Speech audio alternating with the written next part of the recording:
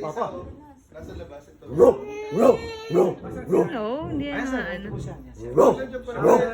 Nilinis ko kanina.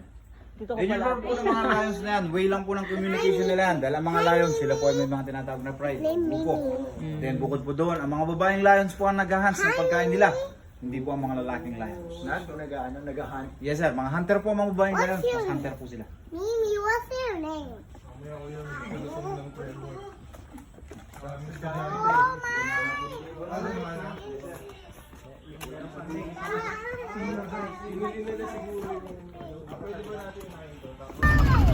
It's sweet.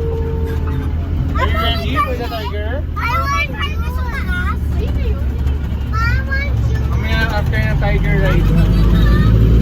Yes. Mama, I want ice cream. Mama. Ba't pala di tayo naglaan? Mami,